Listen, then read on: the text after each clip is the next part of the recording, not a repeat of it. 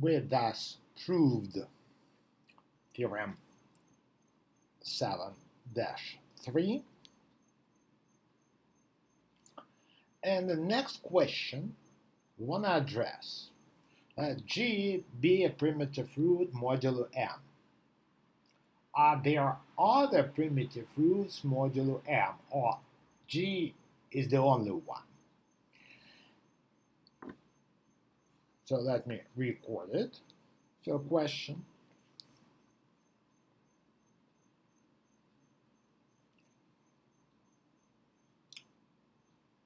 So let G be a primitive root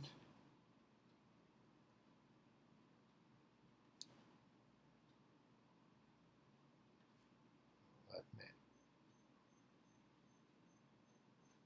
stop the what?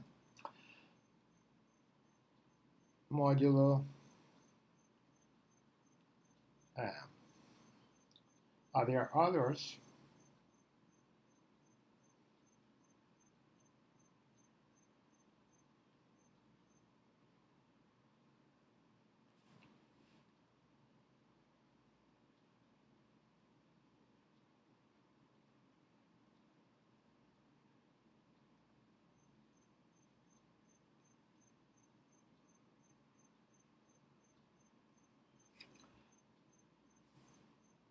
We will approach the question using the theorem we have just proved.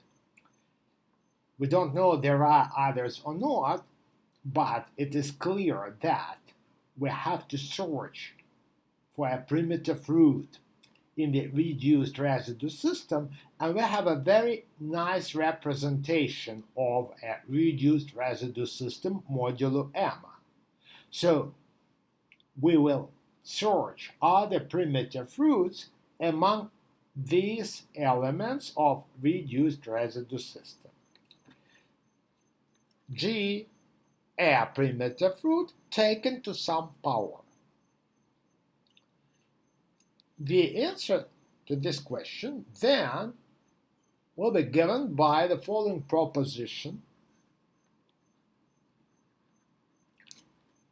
which is corollary 7-1 in the book.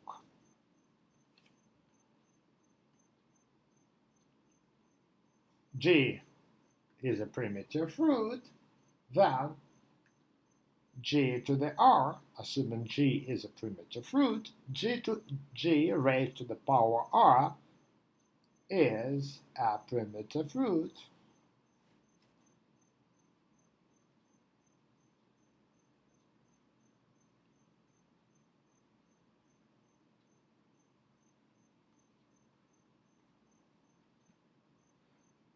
modulo M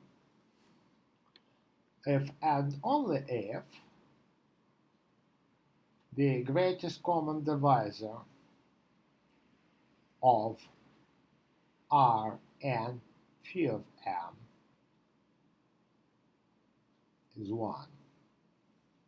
So we let G be a primitive root modulo M, and we want to know if another element of the same reduced residue system is also a primitive root. Any other element can be written as G raised to some power from 1 to phi of M. These are all elements of a reduced residue system modulo M. Is one of them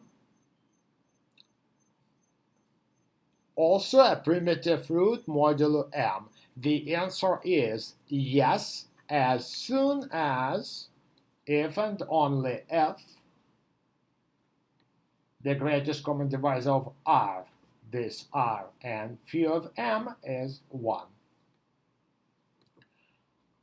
Before we prove this proposition, it is proved in the book as a certain corollary. I will give an independent proof. Here I don't want to use the language belongs to an exponent as the book does. So I will do it independently. But before going to the proof of this proposition, let us derive a beautiful consequence. So from here, more or less immediately, this proposition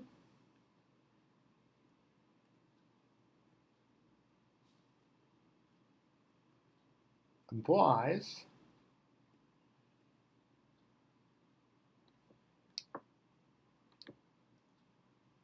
theorem 7-5.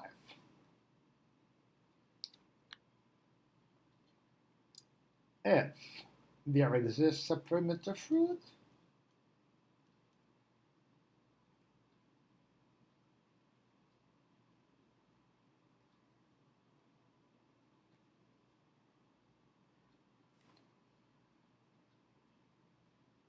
modulo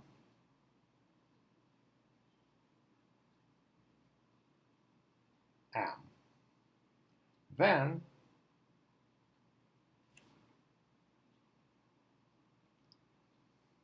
there are exactly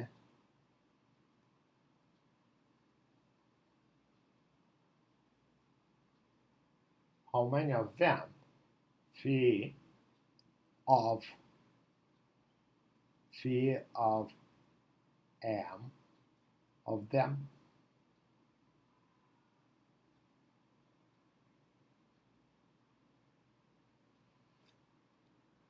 How does theorem 7-5 follow from this proposition? Well, indeed, every element of, so let us write the proof that is very short. We derive this theorem from this proposition.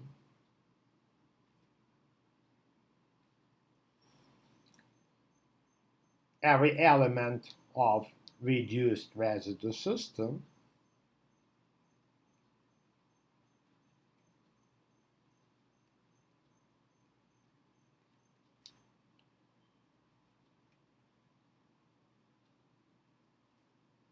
can be written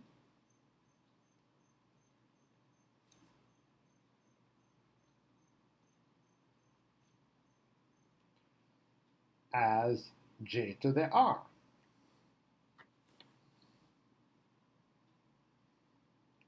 with this R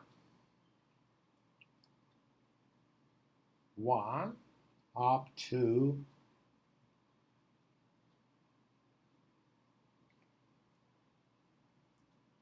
phi of m. I skip 0 and instead use phi of m. That may be easier. That is from theorem 7-3. We just proved that every element of reduced residue system can be written in this way. The power from 1 to up to phi of m if we have G a primitive root. Primitive roots among them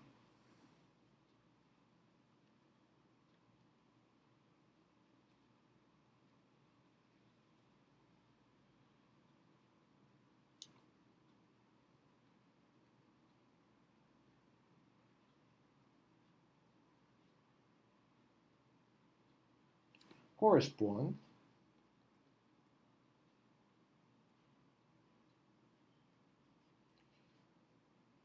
to the values of R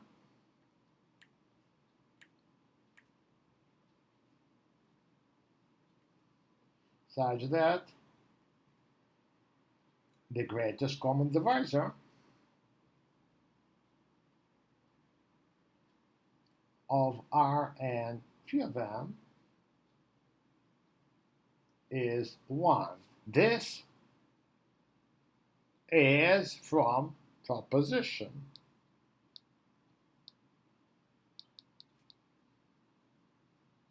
same as corollary 7-1. So we have all elements R runs from 1 to phi of m, but not all of them, according to this proposition, are primitive roots. Those and only those which satisfy this condition. How many R's satisfy this condition? These are R's from 1 up to phi of m, some positive integer, relatively prime to this positive integer. This is exactly phi of this positive integer, and the theorem is proved. The size of the set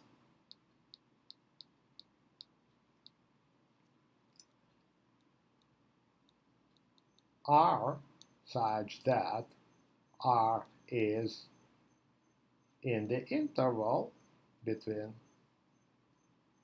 whatever it is, phi of m, an integer, and the greatest common divisor of R, and this integer is 1, is phi of this integer. So the theorem is derived from this proposition. Now we have to probably return back and prove proposition corollary 7-1 as I promised. So proof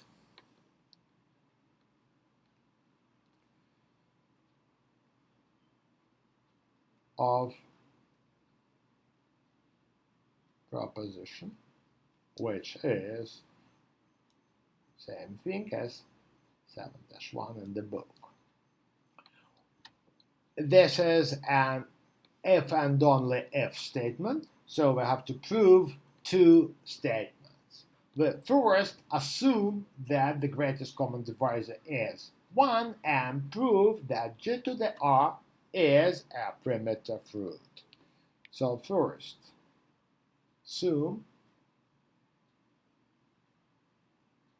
we assume that the greatest common divisor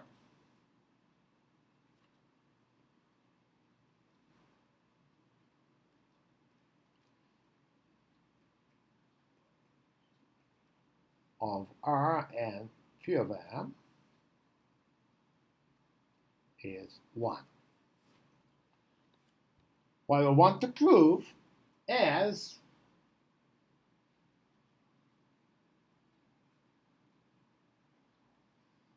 g taken to the power r is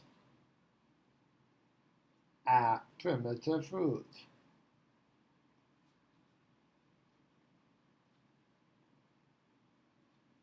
Modulo m.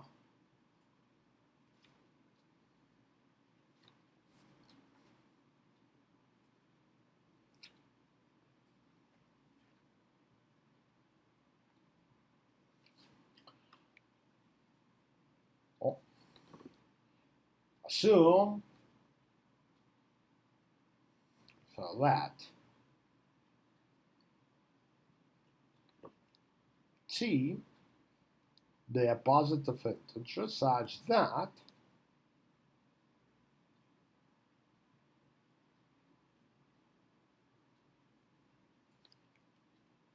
g to the r to the power t is congruent to 1 modulo m.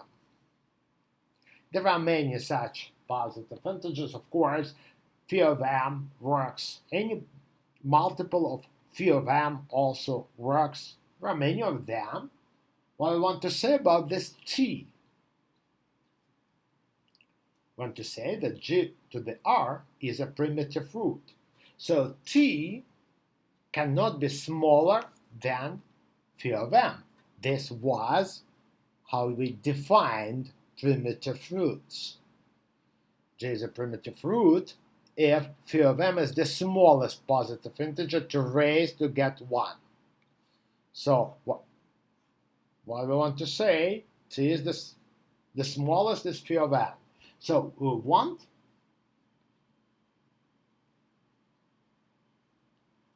to show that t is at least phi of m. In fact, we will show this inequality will follow from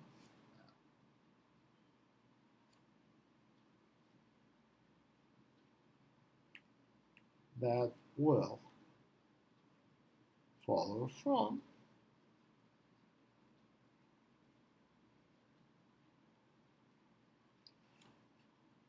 phi of m divides t. That is what we want to prove. If we prove phi of m divides t, then t is at least as big as phi of m, and we are done. Any integer which gives us that is bigger than phi of m. Phi of m itself, of course, works. So phi of m is the smallest, and then g to the r is a primitive root. Right. Euclid's lemma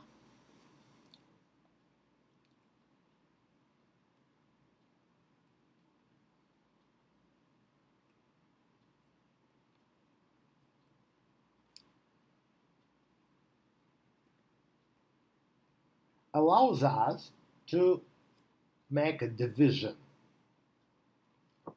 with remainder. We say that, first of all, we know that j to the r to the taken to the power t is same thing as j to the r times t, just for the record. And Euclid's lemma allows us to divide RT by phi of m with a remainder. We got that RT is equal to Q times phi of m plus S, with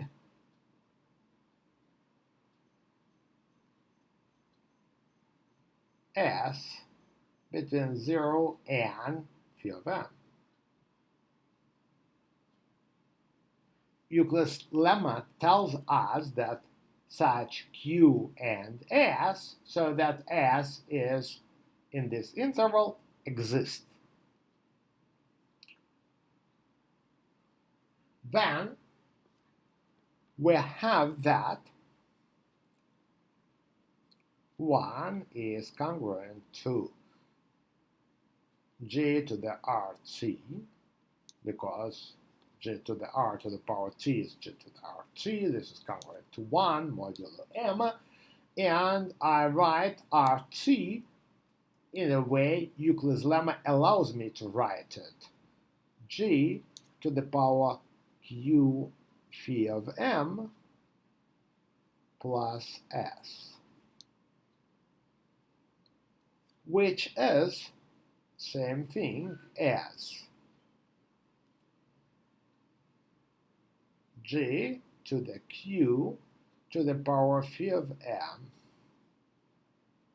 times j to the s. I want to note that this factor g to the q to the power phi of m is congruent to 1 mod m.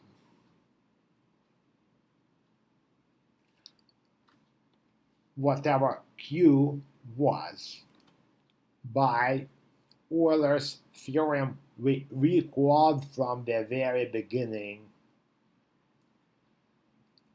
somewhere, everything to the power phi of m, whatever an element of reduced residue system modulo m, we have raised to the power of phi of m, it is 1 modulo m. This is what we have.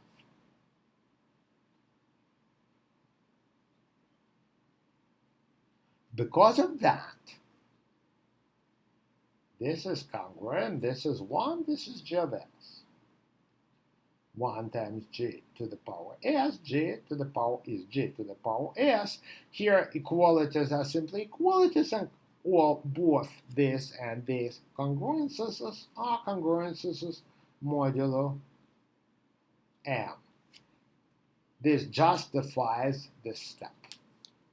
What we have is 1 congruent equal is congruent, after all, to g to the s modulo m. Let me write it. G to the s is congruent to 1 modulo m, and at the same time, our s is positive, non-negative, and smaller than phi of m. And at the same time, g was assumed from the very beginning to be a primitive root. Otherwise, nothing good happens. G is a primitive root modulo m in all considerations. So G is a primitive root. We are speaking about G to the R, whether it is or it is not a primitive root. But G is. G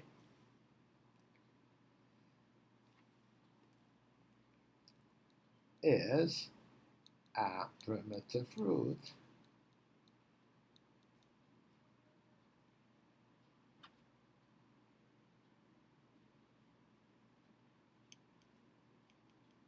modulo m.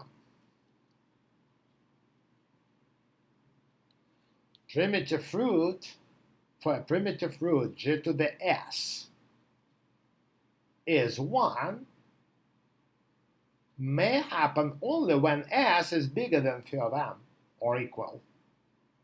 Well, that is the definition of primitive root. The smallest possible s here for a primitive root is phi of m. But s is smaller than phi of m. So the only option coming out of that, all three together imply s equals 0. Because g is a primitive root taken to some power s is 1, requires s to be bigger than phi of m by definition of primitive root, bigger or equal than phi of m, but s is smaller. We still have an option, s may be 0, then g to the 0 is 1 modulo m. So we find that s is 0. S is 0, so this was a justification of this step. So S is 0. Let me rewrite this equality already without S. RT equals Q phi of M. And that implies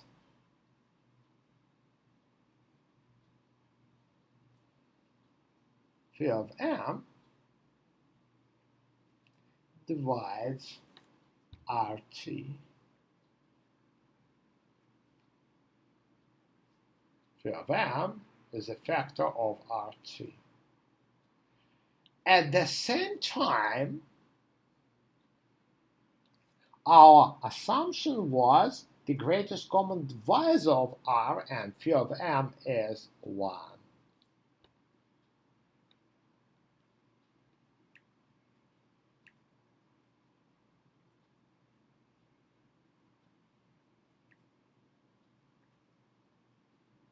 So phi of m divides the product RT and has no common factors with the first factor with R. The greatest common divisor is 1. We already quoted here the useful theorem 2-3, which we used to prove the fundamental theorem of arithmetic. A divides a product and is relatively prime with the first factor. It must divide the second. Implied here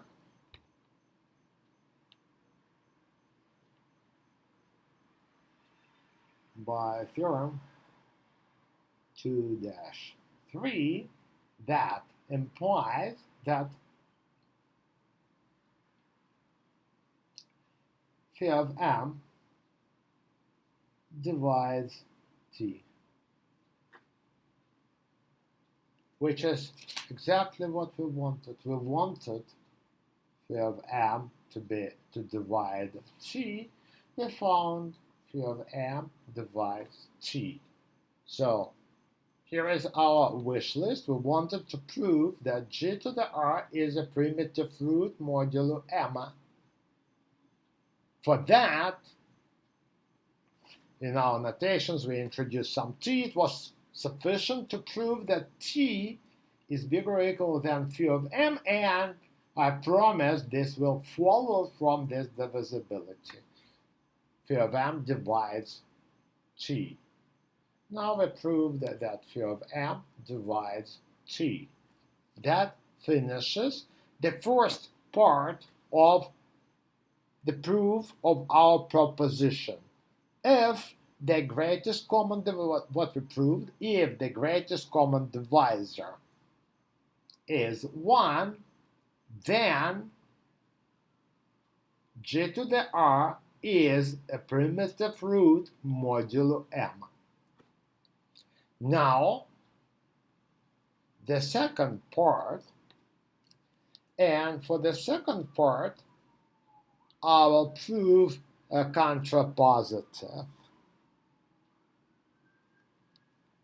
I'll prove that it suffices to prove if the greatest common divisor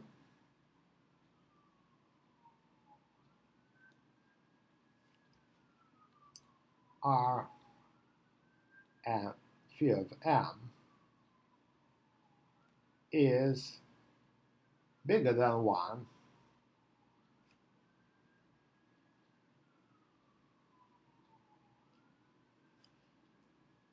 then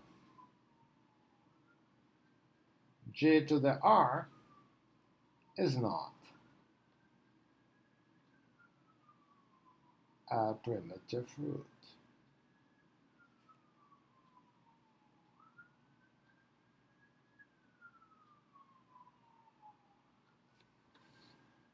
That suffices.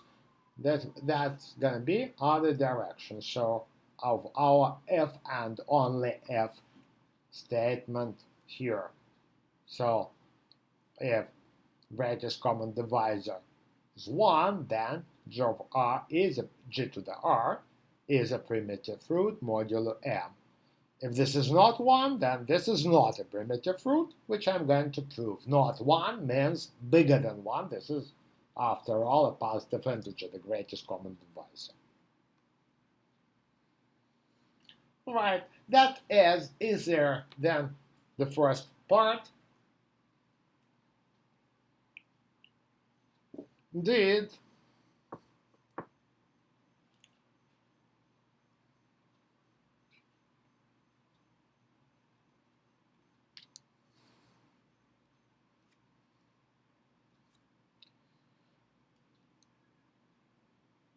phi of m divided by d is smaller than phi of n. As soon as d is bigger than 1, we divide it by something bigger than 1, we get something smaller. At the same time, while our g to the r taken to this power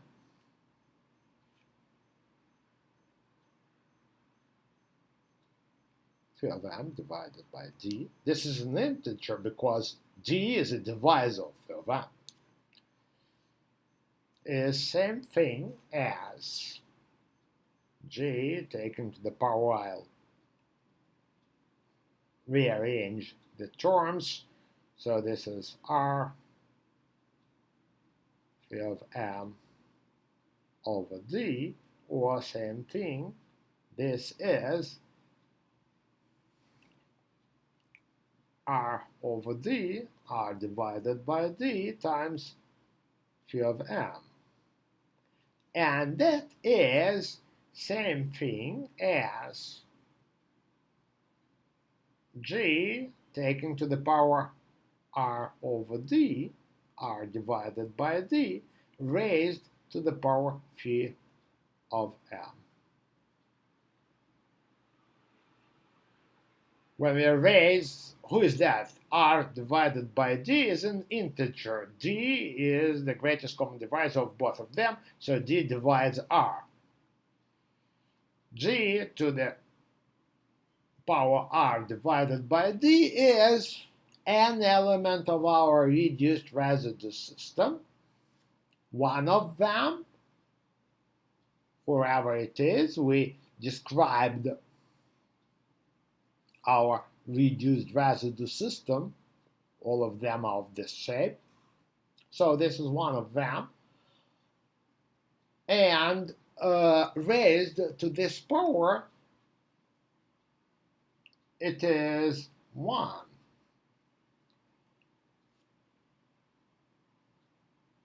Mod m, because any element relatively prime to m raised to the power phi of m is 1. So this congruence follows from Euler's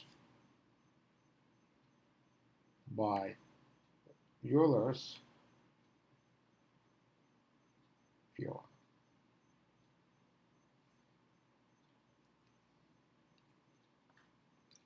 So what happened? We see that g to the r raised to a power smaller than phi of m is already 1 modulo m. That is what we proved.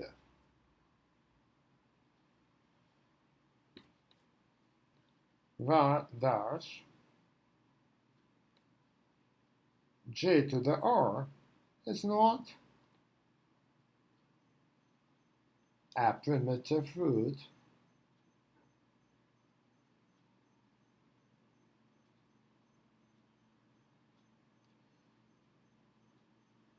modulo m. For a primitive root modulo m, by definition of a primitive root, the definition we started with, phi of m is the smallest positive power to take g to get 1. Our g to the r raises not to the power phi of m, producing 1 modulo m, but to a smaller power phi of m over d. This is smaller than phi of m.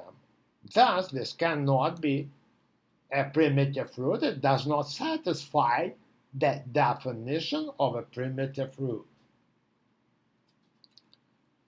Thus, we finished the proof of this proposition. This is not, we proved it not as corollary to something, but as an independent proposition. We proved that independence.